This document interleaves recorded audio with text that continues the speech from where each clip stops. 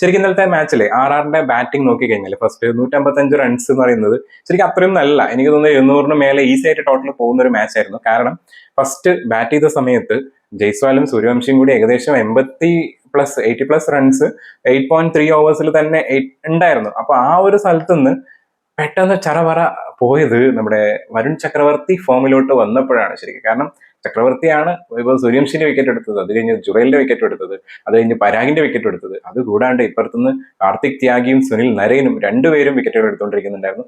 ശരിക്ക് അതായത് ഈ ബൗളേഴ്സൊക്കെ നല്ല രീതിയിൽ ഫോമിലോട്ട് വന്നപ്പം അത് കൂടാണ്ട് തന്നെ അവർ വെറുതെ വിക്കറ്റ് എടുക്കലല്ല, നല്ല എക്കണോമിക്കൽ ആയിട്ട് ബോൾ എറിഞ്ഞിട്ട് ആ ഒരു കളീനെ ഫുള്ളി ഡോമിനേറ്റ് ചെയ്ത് ആ ഒരു വലിയ സ്കോറിലോട്ട് പോകുന്നൊരു ആറിനെ, കാരണം ആ ഒരു പവർ പ്ലേയിലാണെങ്കിലും അല്ലെങ്കിൽ 8 ഓവേഴ്സിലാണെങ്കിലും അത്രയും നല്ല സ്കോറിൽ പോയ ഒരു ടീമിനെ പിടിച്ച് കെട്ടി ശരിക്കും 155 എത്തിച്ചത് കുറച്ചും കൂടി ഈസി ആക്കി കൊടുത്തു KKR ജയിക്കാൻ വേണ്ടിയിട്ട്. ആൻഡ് KKR ബാറ്റിംഗിൽ നോക്കുന്ന സമയത്തും ഫസ്റ്റ് ഭയങ്കരമായിട്ടുള്ള ഒരു ഷോക്കിംഗ് ആയിരുന്നു ഉണ്ടായിരുന്നത്. കാരണം KKR ഓപ്പണിംഗ് നോക്കിക്കഴിഞ്ഞാൽ രണ്ടുപേരും ഡെക്കിലാണ് പോയത്. പിന്നീട് ഇറങ്ങുന്ന ആൾക്കാർക്കൊന്നും പിടിച്ചു നിൽക്കാൻ പറ്റുന്നുണ്ടായിരുന്നില്ല. എങ്ങനെയൊക്കെയോ കുറച്ചെങ്കിലും പിടിച്ചത് നമ്മുടെ പവലും അതുപോലെ തന്നെ ഗ്രീനും ആയിരുന്നു. അവർ രണ്ടുപേരും ഭയങ്കര അടിയൊന്നും അടിച്ചില്ല, പക്ഷെ എന്നാലും ആ ഒരു വിക്കറ്റ് പോകുന്നതിനൊന്ന് പിടിച്ച് നിർത്താൻ നോക്കിയിട്ടുണ്ടായിരുന്നു. പക്ഷെ അവസാനം തൊട്ട് നമ്മൾ റിങ്കു സിംഗും അതുപോലെ തന്നെ അനുകുൽ റോയും, ആൻഡ് റിങ്കു സിംഗ് കുറച്ചൊന്ന് അങ്ങോട്ട് എത്തിയപ്പോൾ ഇച്ചിരി ഒന്ന് കഷ്ടപ്പെടുന്നായിരുന്നു. ആ സമയത്ത് അനുകുൽ റോയ് ഈസി ആയിട്ട് അടിച്ച് 6 ഒക്കെ അടിച്ചിട്ട് ഇനി അടിക്കാൻ പറ്റും, നല്ല പിച്ചാണെന്ന് കാണിച്ചു കൊടുത്തിട്ട് ഓക്കെ ഇനി മുതൽ അടിച്ചോ അങ്ങോട്ട് അടിച്ചോ എന്നുള്ള രീതിയിൽ ആ ഒരു കമ്മ്യൂണിക്കേഷൻ ഭയങ്കരമായിട്ട് ഫീൽ ചെയ്തിട്ടുണ്ടായിരുന്നു. കാരണം റിങ്കു സിംഗ് കഴിഞ്ഞാൽ ടോപ്പ് സ്കോററാണ് അനുകുൽ റോയ്, നല്ല കിടിലൻ സപ്പോർട്ട്, ആ ഒരു കിടിലൻ പാർട്ട്ണർഷിപ്പ്. അതുകൊണ്ട് തന്നെയാണ് അവസാനം തൊട്ട്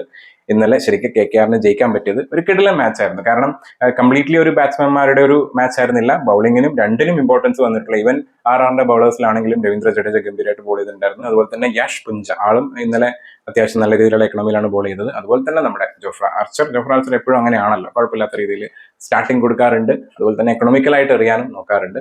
അപ്പൊ എന്തായാലും ടോട്ടൽ മാച്ച് നോക്കുന്ന സമയത്ത് ഇന്നലെ KKR ഫസ്റ്റ് വിൻ കാണാൻ വേണ്ടി പറ്റി, അതിന് സാക്ഷിയാവാൻ പറ്റി എന്നുള്ളതിൽ ഭയങ്കര സന്തോഷമുണ്ട്. പക്ഷേ RRന് നല്ലോണം കളിച്ചു വന്ന RRന് ഇപ്പം അടുപ്പിച്ച് 2 തോൽവികളാണ്. ഇനിയുള്ള മാച്ചസിൽ എന്ത് സംഭവിക്കുന്നുള്ളത് കണ്ടു തന്നെ അറിയണം.